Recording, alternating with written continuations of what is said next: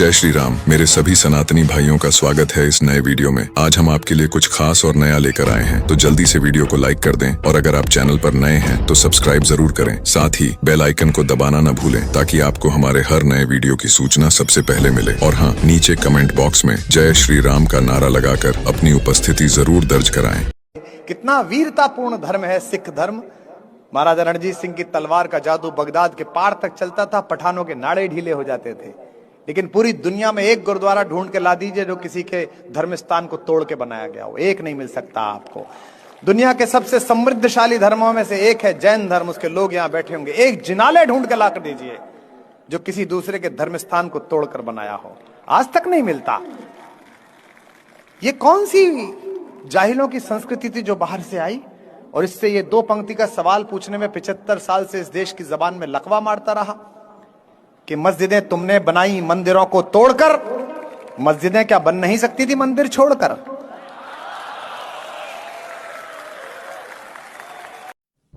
दिल्ली जो है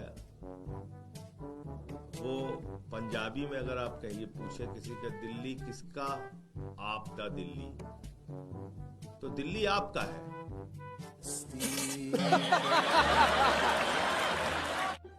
आम आदमी पार्टी का है, ये मोदी जी भी मानते हैं। मुख्यमंत्री जी कटेंगे बटेंगे का बयान कर रहे हैं, उस पर क्या कहेंगे? क्योंकि ये बड़ा अच्छा नारा उन्होंने दिया, मैं मुख्यमंत्री जी का धन्यवाद करता हूँ।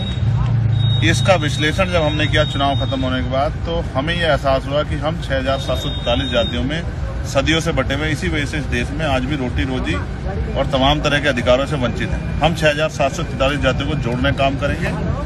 उन्होंने नारा हमारे लिए दिया क्योंकि हम नहीं जोड़ पा रहे, तो उनको जोड़ के भाईचारा बनाएंगे और ताकत बना के जो है अपनी परेशानियों का हल करेंगे। राजनीति में आने के पहले मैं झुग्गियों में रहता था, सुंदर नगरी नंदनगरी के। वहाँ पे बगल में एक सरकारी हॉस्पिटल था, GTB hospital, Guru Tegh Bahadur hospital. वहाँ पे लोगों को लेके जाता था, जब बीमार हो जाते थे झुग्गी बस्ती के लोग, वहाँ लेके जाता था। इतना बुरा हाल था उस हॉस्पिटल का, इतना बुरा हाल था। वहाँ पे हॉस्पिटल में डॉक्टर लिख देता था दवाइयाँ, हॉस्पिटल में दवाइयाँ नहीं मिलती थी। टेस्ट लिख देता था, हॉस्पिटल में टेस्ट नहीं होते थे। ये हमने आने के बाद सारे सरकारी अस्पतालों को एक तो कायाकल्प किया। We have made them centrally air condition, nice, clean, और अब दवाइयाँ मिलती हैं, सारी दवाइयाँ मिलती हैं, सारे टेस्ट होते हैं, सारी मशीनें काम करती हैं। दिल्ली में लोगों के पानी के बिल काफी ज्यादा एक्यूमुलेट हो गए हैं। इसके कई कारण हैं। सबसे बड़ा कारण है कि कोरोना के दौरान लोगों के मीटर की रीडिंग नहीं हो पाई थी, और उस वजह से कई मीटर रीडर्स ने बिना गए गलत रीडिंग भर दी। इसमें एक चीज देखने वाली है, अब एक ही काफी सारी समस्याएं मीटर रीडर्स के मीटर रीडिंग टाइम पे ना लेने की वजह से, बिल ना मिलने की वजह से, इन चीजों की वजह से है। जब मैं जेल गया, इन लोगों ने पीछे से पता नहीं क्या किया, कुछ तो गड़बड़ की कि लोगों के लाखों लाखों रुपए के, हजारों रुपए के हर महीने पानी के बिल आने लगे। लोग अपने पानी के बिलों को लेके त्रस्त हैं। आम आदमी पार्टी की सरकार बनेगी, चुनाव के बाद हम उनके गलत बिल माफ करा देंगे। मेरे पिताजी जिंदगी भर शिक्षक रहे।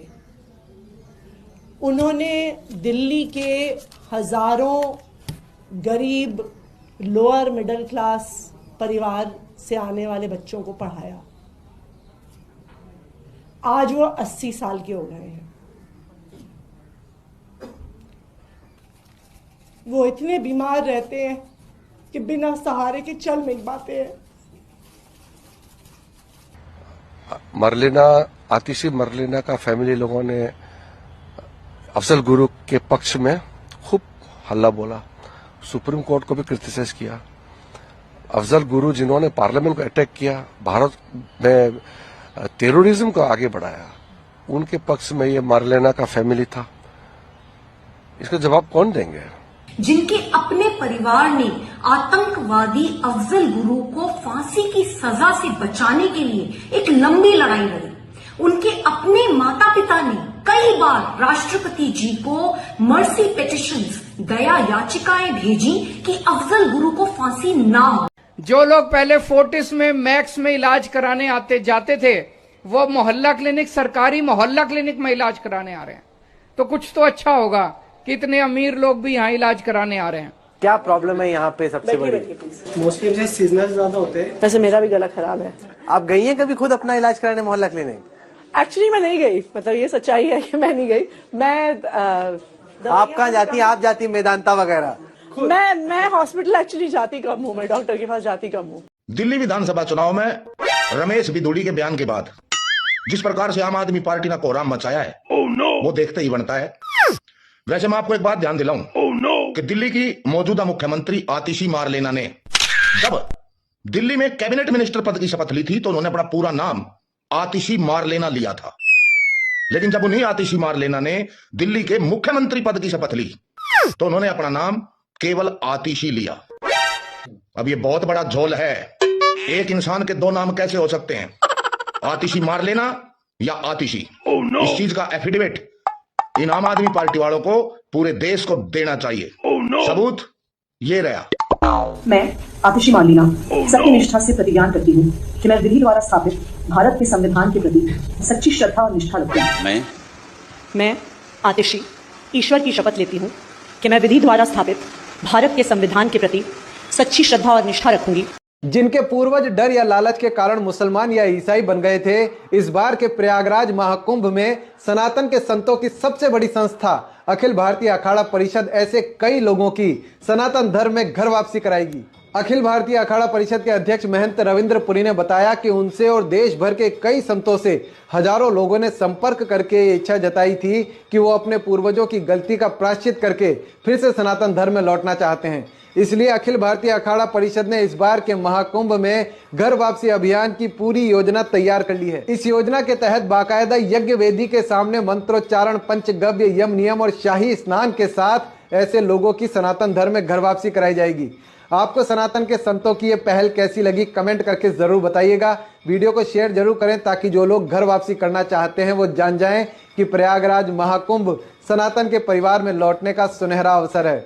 जय जय श्री राम। राहुल गांधी जी यदि कहीं समय निकाल कर विश्राम करने चले गए, और मैं समझता हूँ विश्राम करने भी नहीं गए हैं, वहाँ अध्ययन के लिए गए हैं। वियतनाम की अर्थव्यवस्था, सामाजिक व्यवस्था इस समय हम बहुत सारी अर्थव्यवस्थाओं के लिए मॉडल के रूप में बनी हुई है।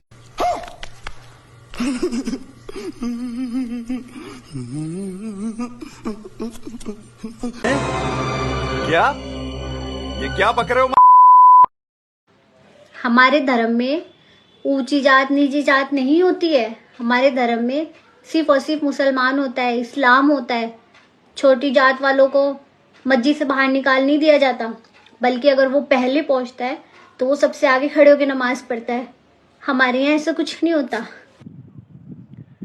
कुरान सूरा 9 आयत 5, जब हराम प्रतिष्ठित दिन बीत जाएं तो मुशरिकों को ढूंढो, उनकी ताक में रहो, उन पर हर तरीके से घात करो, और जब वो तौबा करें, ज़कात करें और नमाज अदा करें तो उन्हें छोड़ दो। हराम प्रतिष्ठित दिन बीत जाने के बाद उन्हें ढूंढो, उनका कत्ल करो। तौबा कर लें, ज़कात करें, नमाज अदा करें तो उन्हें छोड़ दो।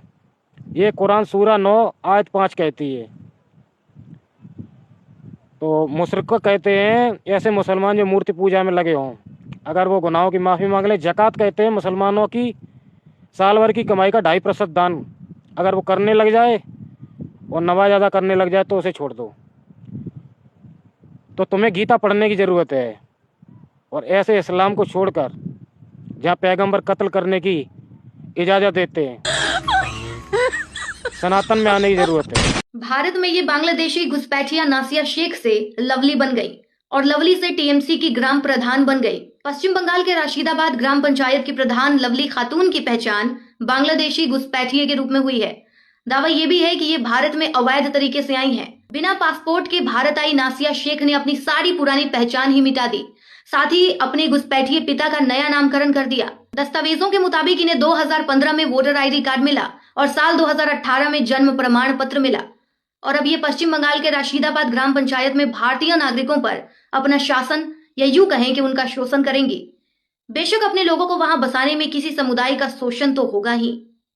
लो भैया, 8,500 खटाखट का लालच देने वाली रोशनी जायसवाल फिर से आ गई है मार्केट के अंदर।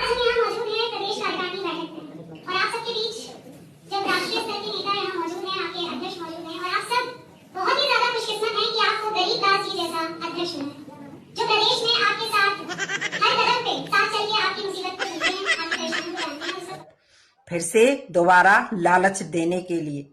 भैया ये कांग्रेस की वजह से ही इसका पूरा परिवार जेल में घसीटा था। अब पता नहीं फिर से तैयारी कर रही है अंदर जाने की। आज तक पुलिस को इसके बारे में पता नहीं लगा। पता है क्यों? जरूर किसी कांग्रेसी के घर में छुपकर बैठी होगी। क्यों चमचो, सही कहा ना तुम्हारी छोटी राजमाता के बारे में? पहले 8,500 खटाखट दिए थे, अब की बार 8,567 सीधा अंदर कराएगा। जय श्री राम।